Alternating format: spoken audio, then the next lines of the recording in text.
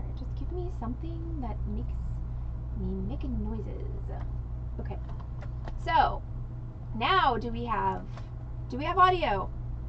Everybody weigh in. I'm not going to start the intro until I know for sure that you can actually hear us. So somebody who's out there, let us know. Can you hear us? I'm assuming you can see us. And I can see us. Well, I can see us too. I can see how... You are not allowed to make fun of yourself either, Miss I don't have any power. That is true. I have been without power for now over 24 hours. Mm-hmm. So, yeah. Going on, actually, we're over 36, I imagine. It's gonna be a journey to see what my hair looks like tomorrow. So, yay! Hi, Kenneth! Hi, Kenneth! All right, Kenneth hears us. All right. Excellent. So, that means that it is time for the button list with Allison and Heather. Let's try that again. It's time for the button list with Allison and Heather. So, we would like, without further ado, to say welcome to the Button List podcast, coming at you live from Beating Dreams in Dallas, Texas, featuring Allison and Heather, with additional flavors sprinkled in by our own Carol. During this broadcast, we will delve into the stories of famous gemstones, past and present, looking to amuse, delight, and possibly disturb you. We record and broadcast live bi-weekly, and we invite you to join in the online conversation every other Wednesday at 7:45 p.m. Central Time on Twitch, Facebook, and YouTube. Just a warning, sometimes we get a little spicy. Please be aware that the following broadcast may contain mature content. Thank you for supporting small businesses. And we hope you enjoy our show. Okay, so we're gonna be continuing on with the Hope Diamond this evening, but I just want to say right off the bat that I had no idea that today was National Otter Day. And I feel so caught out that I didn't know that today was National Otter Day, because I love otters because they're so cute. They are utterly adorable. They are utterly adorable. So cheers to all the otters out there who are watching our podcast, and I will properly reverence you next year on National Otter Day. Absolutely. So, Heather, what are we starting with this evening? So when last we left our hero, aka the Diamond, we had covered all the facts, and now we're into spilling the tea of the idiosyncrasies and. Well, that's a nice word.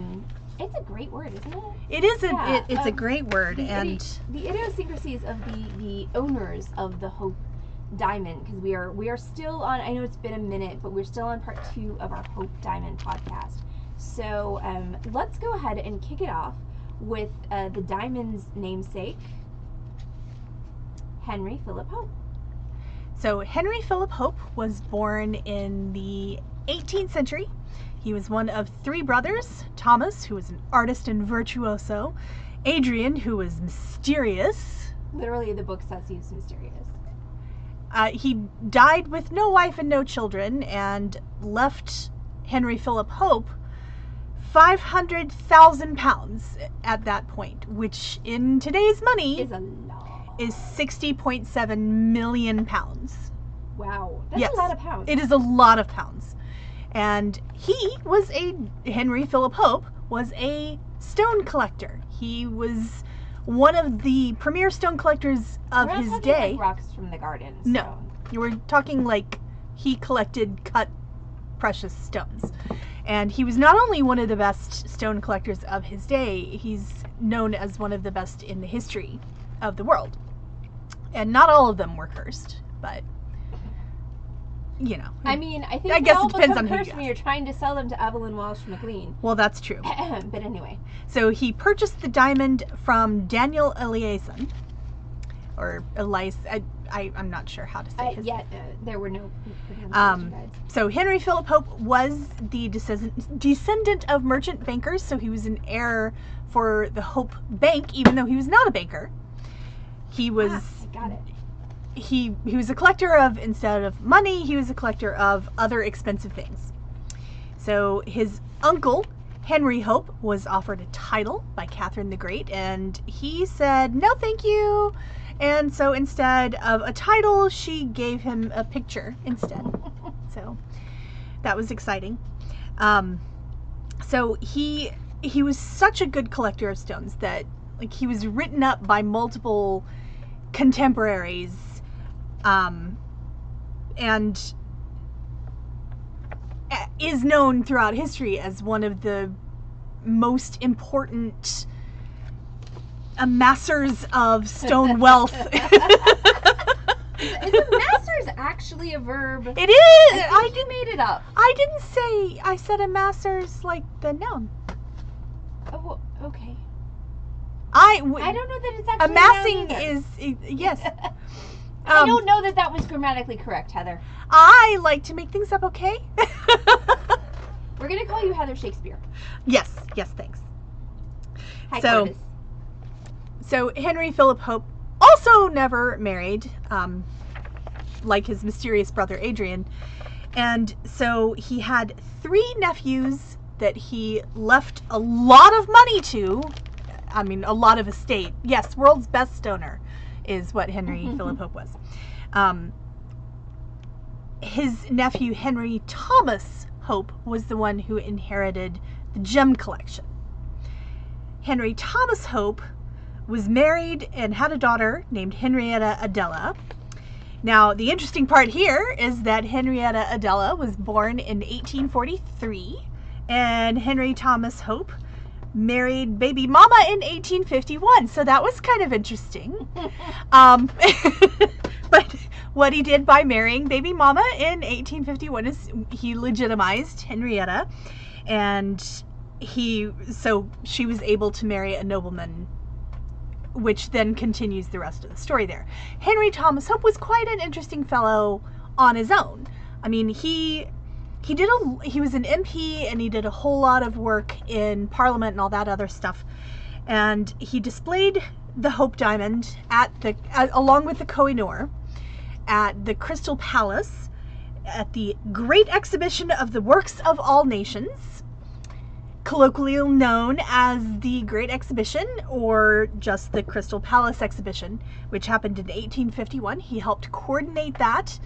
And interestingly enough, the event was sponsored by Schweppes, even in 1851. I told you I was adding some good flavor. Yeah. So, seriously, possibly the first event sponsored by a soft drink, sponsored by the world's first soft drink. So Henry Thomas Hope died at the age of 54. Henrietta legitimized Henrietta at the age of 8. Had married and produced 5 children. She just appeared out of whole cloth. Yeah. At age 8, legitimate and fabulous. So she had 5 kids with the nobleman that she married, and Henry Thomas Hope's widow left the diamond to Henrietta's second son. But the caveat was that when he came into his majority, he had to take the Hope name. I'm sorry, this name is... It is a lot. It's a lot. So his name, instead of being what he was born with, became Henry Francis Hope Pelham Clinton Hope. Hope was in there twice officially, somehow. So he was also the 8th Duke of Newcastle-under-Lyne. So he, second son was a duke. That's how powerful Henrietta's husband was. I'm sorry, he had 1, 2, 3, 4, 5. He had 6 names. He had That's a lot of names. And then, I mean, even his dukedom was Newcastle-under-Lyne. I mean, that's... So, most of the... So, yes, Hope was actually their family name. Yes. Yes, Hope was their name. Most of the records involving Henry Francis Hope Pelham Clinton Hope I cannot. were destroyed in the Blitz. So the London bombings of 1940 destroyed a whole lot of written history, unfortunately. So, sorry. So we don't have a whole lot of information about him other than, he had a whole lot of names. But he definitely had interesting choice in brides, Yes. didn't he? All right, so we are going to go to another very, very dramatic personality associated with the Hope Diamond, and that is Mary Augusta Yohe? Yohe. Yohe? Yeah. Yohe. Who was an actress. She worked in Because it burlesque. was Y-O-H-E with an apostrophe. Got it. I mean, accent. Apostrophe. I'm fired. Exostrophe? I don't know. Anyway, so she was an actress. She worked in burlesque, and as a chorus girl, she actually was sponsored by some fairly influential people in the money scene and scandalized them by, instead of pursuing a serious acting career, she went to burlesque and a chorus girl. She was a contralto and was labeled, for better or for worse, by the press at the time as the girl with the foghorn voice. Yep, sounds like a contralto. Mhm. Yeah. But so she married Lord Francis in 1894. Now, in 1894, Lord Henry Francis Hope, Pelham Clinton Hope, Yes. was not doing so well financially, and he was kind of scrabbling at the last little bits of potential for income when he married Madcap May, which was her nickname, and he went bankrupt in 1895. So it was like, hey, happy wedding, Madcap May, 1894, happy bankruptcy, 1895.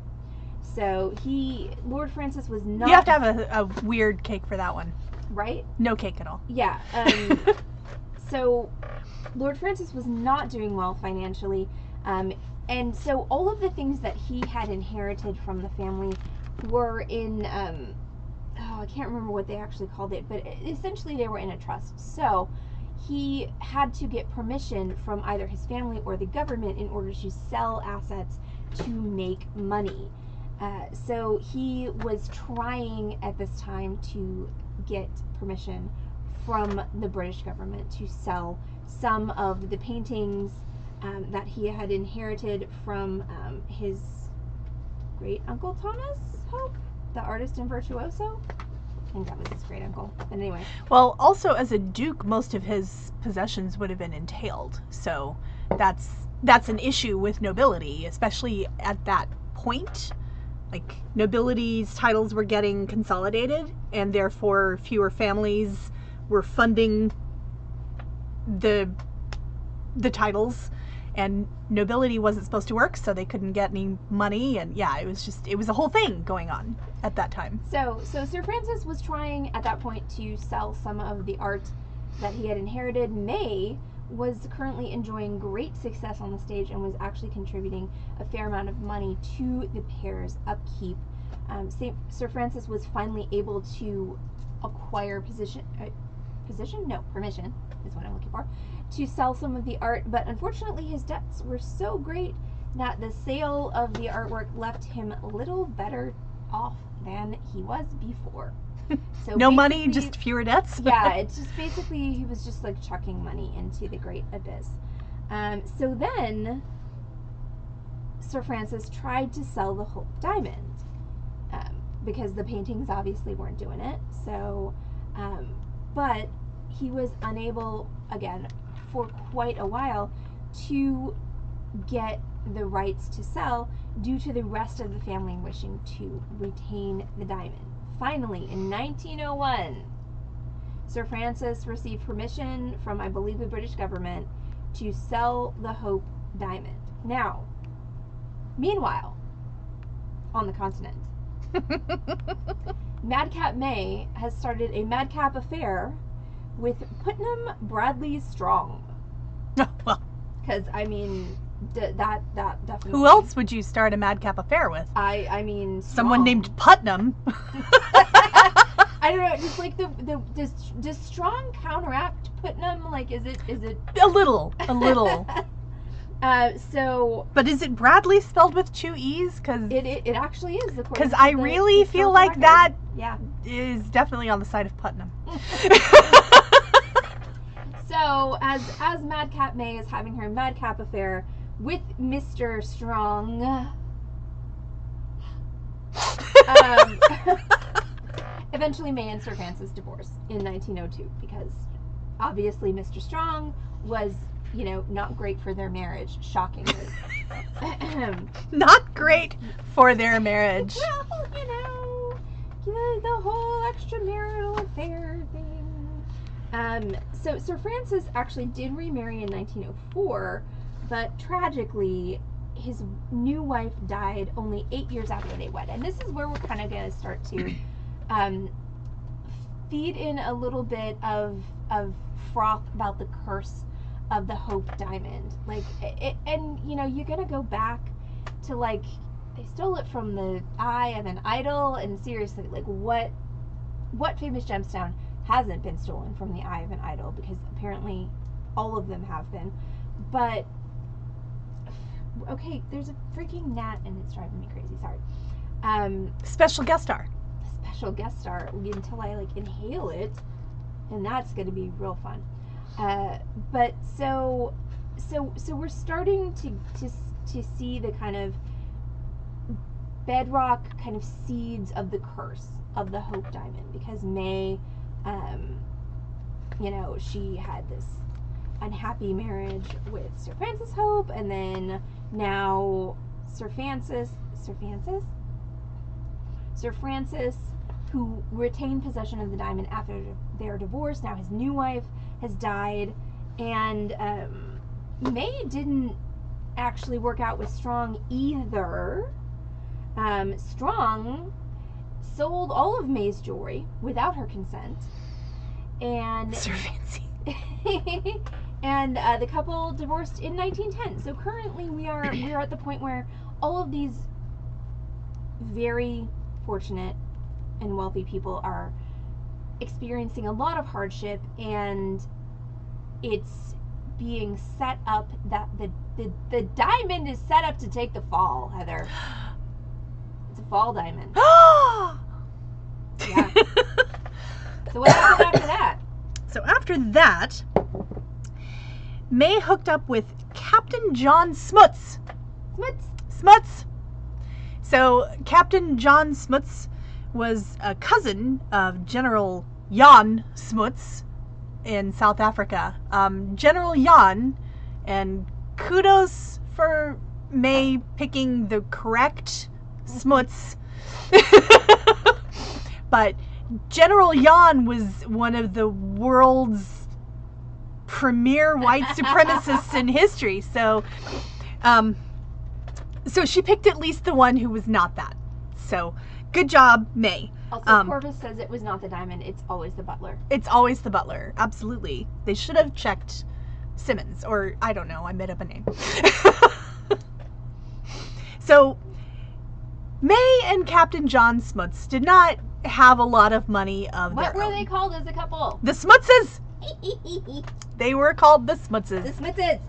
So, Captain John was South African, and so the pair traveled to Singapore, India, China, Japan, and they finally settled back in South Africa, where he was from. And then at the end of World War I, the Smutses decided, we're gonna move to France because Captain John's gonna fight and May's gonna work in the nursing field, a battlefield nurse, and it's gonna be amazing. We'll get some money. And then he couldn't get a military commission, so instead of going to France and fighting in World War I, they moved to Seattle, as one does. And when they got to Seattle, he found work as a shipyard worker, and they tried chicken farming and ranching in California. They tried lots of other small businesses, being a boss somewhere. And being a boss was not actually their forte.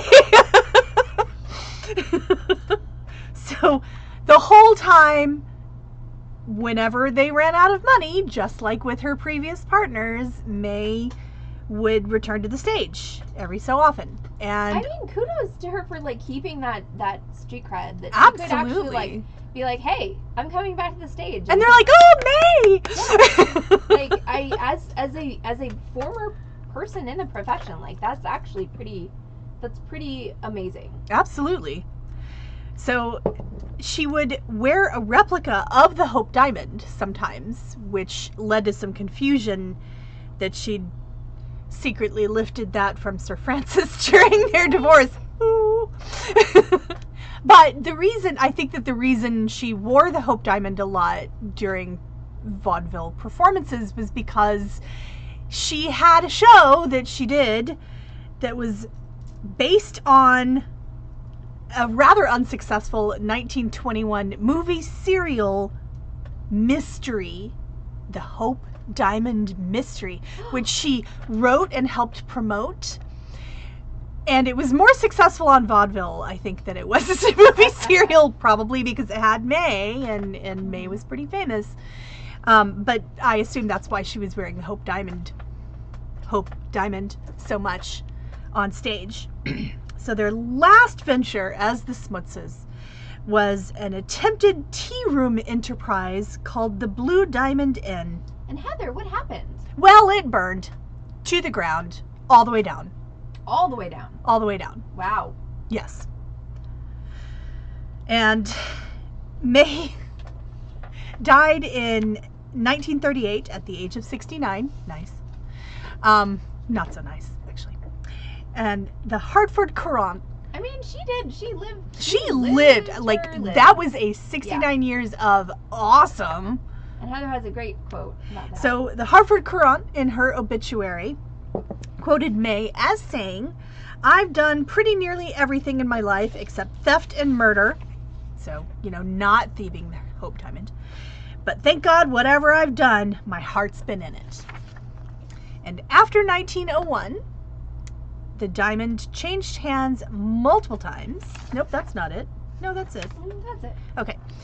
Eventually landing in the possession of Pierre Cartier, who sold the diamond to Evelyn Walsh. Evelyn Walsh. All right, so Evelyn Walsh was a gold heiress. Her father, I believe in 1910, said, "Evelyn, we struck it rich," and they never looked back from there. At one time, the gold mines in Colorado that Evelyn's family owned produced $5,000 per day worth of gold. And once again, we're talking turn of the century here. So $5,000 then is exponentially more now. Evelyn was an absolute toot, according to history. She swiped creme de menthe from her father's liquor cabinet, squandered her allowance on ermine tails, and ruined the nerves of a series of hapless governesses. So pretty much was just a rich and entitled hoyden. By age 12, Evelyn had convinced her father to provide her with a carriage, horses, and a coachman so she could drive to school in style. So this is basically the 1898 version of the Little Red Corvette, is how I'm reading this. Pretty much. So Evelyn Walsh survived her childhood and nobody murdered her, which is surprising considering. And she married... No murder, only theft. So unlike May. Yeah. So she married Edward, commonly known as Ned Beale McLean, in 1908. So before leaving Europe, because they were in Europe on their honeymoon. Yes. Evelyn remembered, oh, right. My dad gave me his leave to select a wedding present. Pretty much whatever I want. So actually, something that I didn't write down is so each of their parents gave them $100,000 in 1898 money for their honeymoon, and they ran through it in like less than 4 weeks. And so Evelyn wired her father to ask for more money, and he sent her more money, and Ned wired his father to ask for more money, and his father was like, "You have a meeting in 3 weeks. Please make sure you're back in the States. Thank you." Somebody was spoiled. Yeah. Mm-hmm. So because Evelyn suddenly remembered that she has this wedding present that she can get for herself. She forgot all. She forgot all about it. She went to Cartier via 'Cause that's what you Cartier. I mean, that's where I go get my wedding gifts. That Always. yes, All of every single wedding gift that I've gotten for myself, I've gotten from Cartier. Me too. 100% of them. What are the odds? 100%. So she went to Cartier and explained her predicament, which was, I need a wedding gift. Can you help me? And Cartier was so happy to help her with this problem. And so she walked out. Not with the Hope Diamond. Not with the Hope Diamond. We haven't gotten there yet. But with the Star of the East, which she paid $120,000 for. Well, her dad paid $120,000. Well, she promised that her dad would pay $120,000 for it. And he did. And they just let her sign a note and walk out with this, like, freaking egg of a diamond. Yeah. Yeah, because she didn't actually fork over the money. She was like, my dad's good for it. Yeah. So. But that was how it worked back then. That's how it worked back then. But, oh my God. So, okay, so then we're going to fast forward just, we're just going to skippity bit a little bit to 1910. And Evelyn was visiting Paris, and she had her first son, and Monsieur Pierre Cartier brought the Hope Diamond for a private showing at her hotel, at their hotel room. And this is where Monsieur Cartier definitely leaned on his salesmanship. Because he really, really leaned into the quote-unquote curse of the hope. Because Mrs. McLean had often said that she felt bad luck objects were good luck for her. So he was like, hey, this diamond has destroyed so many lives. It's going to be perfect for you. So Evelyn actually traded in some of her existing jewelry and purchased the Hope Diamond on the installment plan. Layaway. She did layaway. She did layaway for the freaking Hope Diamond. No one told me this was an option. I mean, I could do layaway for the Hope Diamond, but I'd have to be immortal. Yes. Because I'd be paying for the next 7,000 years. I can pay you $10 a week until I pay this off. Right. Until my great niece exactly finishes paying. So after she took possession of the Hope, she did take it to a priest, and she had it blessed. So, you know, Ave Maria and all that. And from that day forward, she wore the diamond daily as a charm. Now, let me remind you, this thing is not small. Okay, the Hope Diamond is a big chunk of rock that she's now taken to wearing every day. And it's not just the Hope, it's in a diamond chain surrounded by diamonds. So, it's not small. So Mrs. McLean was and then she took to wearing not only the Hope, but also the Star of the East and a diamond link necklace all at the same time. And what she would say when people would critique her for wearing so much finery on a daily basis was basically, I'm going to need to pull them out at some point for a formal occasion, so I might as well wear them so I know where they are. I mean, she did neck mess before. She did neck mess like, that's epic neck mess. But Heather, when Mrs. McLean needed some cash for a fly weekend, what did she do? Well, she liked to pawn the Hope. Just every time she needed liquid cash, she would just, go sell it briefly. If you're not familiar with pawning and how it works, you essentially go get a loan, and the pawn shop owners keep the collateral object as collateral until you pay them back. For a particular predetermined amount of time. Yes, not forever. So she would go and pawn the Hope Diamond. Not once, not twice, but regularly.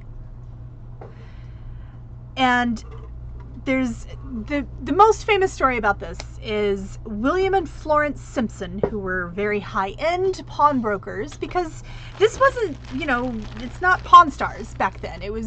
This was something. No, but they did write a book. Oh, that sounds fascinating. It's called Hawking It, I think. Awesome. But there were definitely, like, pawning things now is a little more looked down upon than it was at that point. Like, when she was doing it, it was just a thing that you did sometimes.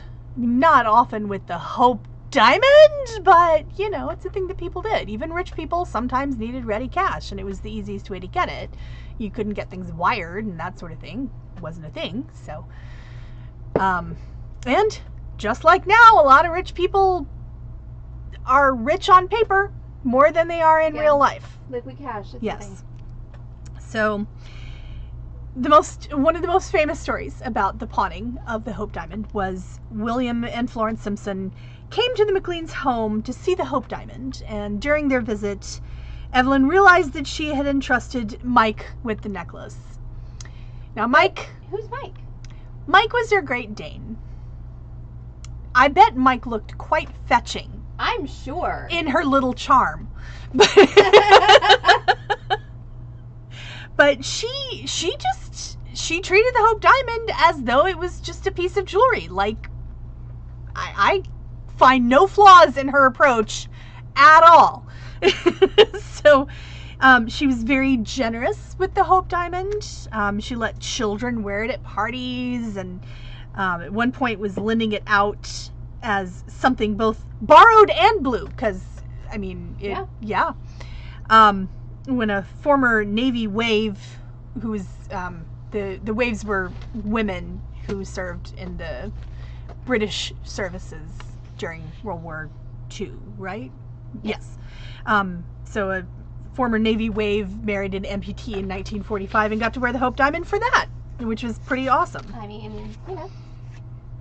However, Mrs. McLean, and now we're going to circle back to the curse, because once again, what fallacy is that where you, like, take all of the facts and then, like, predispose them towards a particular cause? Oh, I don't know the names of all the fallacies. I'm sorry. Well, anyway, Heather, what good are you? Well, not much. But so Mrs. McLean did not actually... I knew about Schweppes. Mrs. McLean did not actually lead a charmed life, despite the fact that she had the hope, and a lot of the things that we've talked about have been very hopeful. No pun intended. But, her brother... But again, you all can be the judge of, is all of this misfortune because of the Hope Diamond, or is it just because sometimes life is a sack of shit? Especially during wartime? So Mrs. McLean's brother died young. This is before she had ever encountered the Hope Diamond. Her first son, who was named after her brother, died in an auto accident at age 9. Her husband had numerous and lengthy affairs, and he was eventually declared insane and lived out the remainder of his life in a cottage at Shepherd and Enoch Pratt Hospital in Maryland. Again, the fact that he was wealthy is the fact that he lived out his life in a cottage at the mental hospital is a testament to the fact that he was wealthy and was not thrown in with the common rabble of that particular institution. And then in 1946, Evelyn's only daughter died from an overdose of sleeping pills, so obviously took her own life. This was the final blow for Evelyn. So whether you want to blame these things on the diamond or on the curse of wealth and affluenza or just random fate, her daughter's death was kind of the final blow for Evelyn Walsh McLean, and she died from pneumonia in 1947, but it is also commonly held that she died not only from Pneumonia. pneumonia. that she not only died from pneumonia, but just from a lack of a will to live because she had been dealt all of these emotional blows during her life. So, what happened to the diamond after that, Hedda? So, the famous Harry Winston purchased the diamond after Mrs. McLean's death. And Harry... pneumonia. I love that. Sorry. Harry, much like Mrs. McLean, had a very open... He didn't believe in locking things up and never looking at them. He believed in people seeing things and, you know, important stones and things like that being more a part of the public's cultural knowledge rather than just in a vault. So he sent the diamond all over the place on exhibitions. No word on whether any of them were sponsored by Schweppes, but probably some. And he would lend it out for society functions, and eventually it became the foundation of his dream to start a national collection of gems at the Smithsonian, which we talked about in the original Hope Diamond podcast. So it was the centerpiece of his donation to the Smithsonian Jewel Collection. And if the curse, which we have talked about how suddenly a lot of stories about the Hope Diamond sprang up immediately when Cartier was trying to sell it. The curse may have stricken again because there was a dramatization of the diamond story, The Legendary Curse of the Hope Diamond. It was presented on television in 1975, narrated by Rod Serling. And Rod Serling died less than 6 months after the completion of the program. Now, you be the judge whether Rod Serling died because he had a really rough life, smoked 3 packs a day, probably drank heavily, actually had a job testing parachutes and ejection seats. I mean, do you think any of that contributed to his 3 heart attacks? Nope, diamond. Killed him, or was it because he narrated the Hope Diamond special? Diamond. Definitely diamond. I mean, that diamond. much is clear. But I'm just giving you the option to judge for yourselves. So, that's all I'm saying. Okay, so I know you did a little bit more research into some of the wackier legends of the Hope Diamond. Yes, so I don't remember most of the names because the book is over there and I didn't write any of them down. But some of the wackier legends that most of them appeared around the time that Cartier was trying to sell the Hope Diamond. What? And by trying, I mean... What? Sold it easily. The person who stole it from the eye of an idol, he was actually very well known for being a good merchant. Like he would always pay his duties and all, and was in fact recognized for paying his duties. I keep saying duties. I know. I hear it too. But he was recognized so much by one of the people he was dealing with that he was rewarded with a special tunic and mantle and robe and everything. And I want a special tunic and mantle and robe for paying my duties to the IRS. I know, I do too, but does that really sound like the guy who would ransack an idol? First of all, also the Hope Diamond, not famously eye-shaped.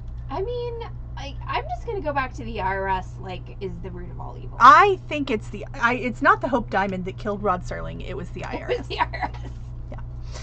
So that was one of them. There was another one that, and the story about his demise was he died in Russia torn apart by wild dogs, which no one ever heard that story before. Like, he did die in Russia. They found his grave in Russia, and he died an elderly man in Russia.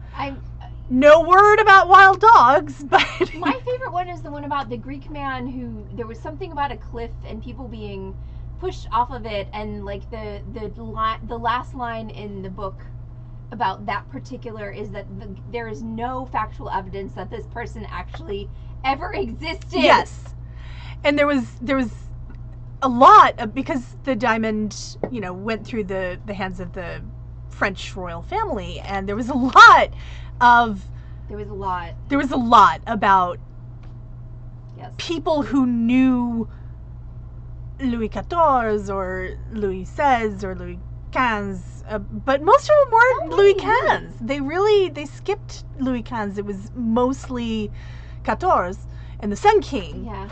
But, like, for example, one of Marie Antoinette's friends, a princess, supposedly wore it and then was ripped apart by a French mob because of it. Now, the non-factual part of that was that the diamond before her birth had already been fashioned into a mantle of the Order of the Golden Fleece. So this was a king's thing, and there's no record of some random lady wearing some random lady, princess or not, wearing the mantle of the Order of the Golden Fleece.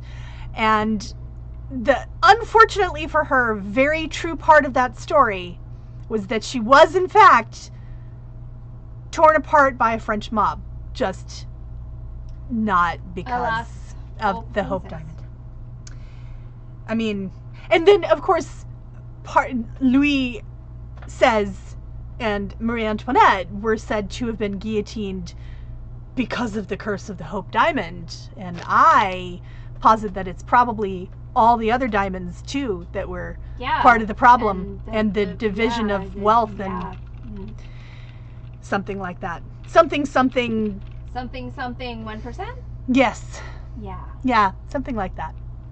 So she dead this episode. Yeah, I mean, lots of people dead. And again, we're gonna circle back before we do the outro to the fact that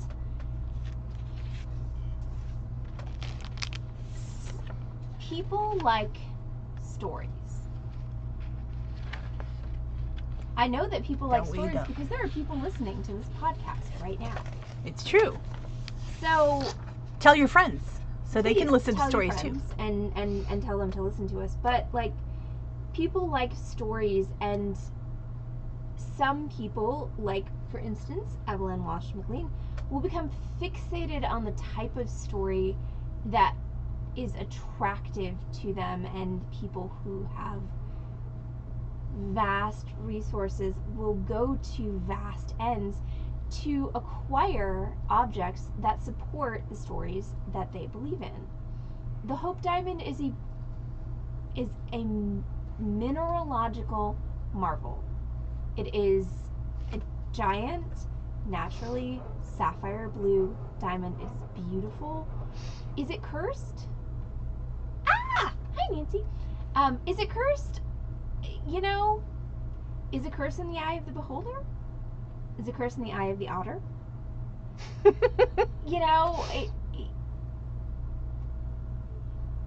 It's a really, really cool gemstone, and it's got a whole lot of awesome history surrounding it, and that is something that's worth examining.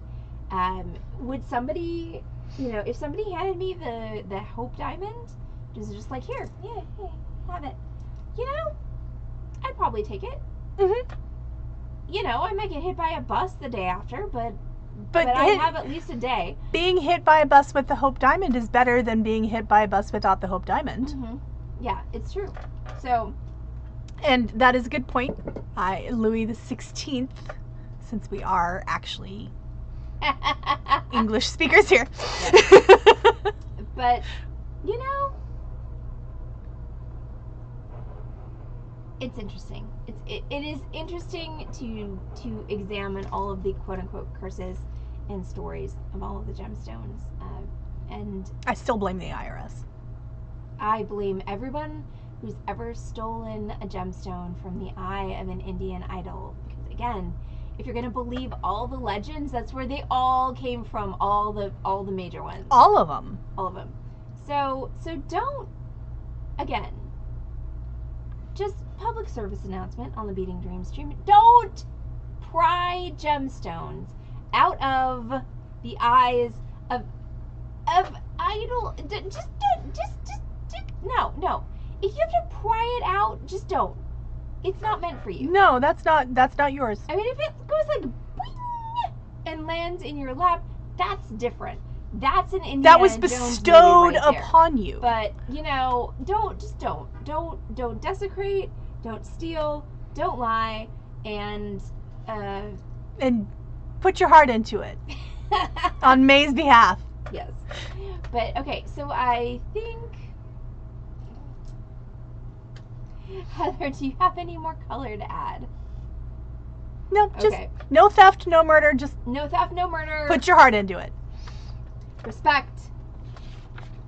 So, alright, so that's going to be it for tonight's episode of the Button List. This is going to conclude the Hope Diamond. I'm going to find another fun gem for us for 2 weeks from today.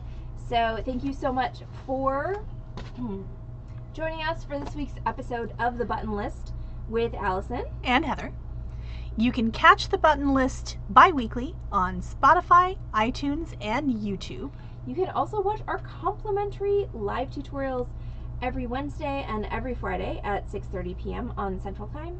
That was terrible syntax.